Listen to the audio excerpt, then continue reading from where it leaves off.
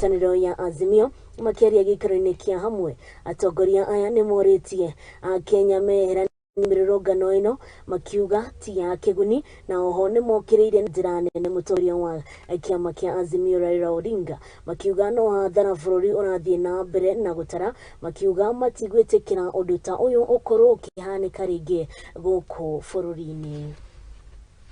Elections were done and the president is there and his government, and we will not allow a coup to happen in Kenya anymore. You've tried several times. This time round, you will not manage.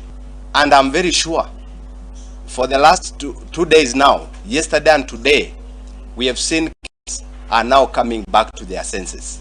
Those whom you have tried to, use to go to the streets and ban and even slaughter their own Kenyans. Azimio cannot wake up today, ask that the servers be opened, say that this government was not legitimately elected, while we have members of Azimio in Parliament, in the Senate, and in the National Assembly, earning a salary from the taxpayers of Kenya, masquerading to be defending the rights of other Kenyans, while sitting in the streets when we are supposed to be having a conversation in Parliament on the policies, laws and regulations that we are supposed to implement in order to bring the cost of living down. You cannot bring the cost of living down by destroying other people's properties. I want to ask you, the clergy, with due respect, what do you want William Ruto and Raila Amolo Odinga to discuss? William Ruto was elected legitimately on August 9th, 2022. Yes. They went to court and the court said it was valid. The election of William Ruto was valid. That means William Ruto is in office legitimately. Asking the president to sit with Raila Amolo Odinga is sanitizing anarchy.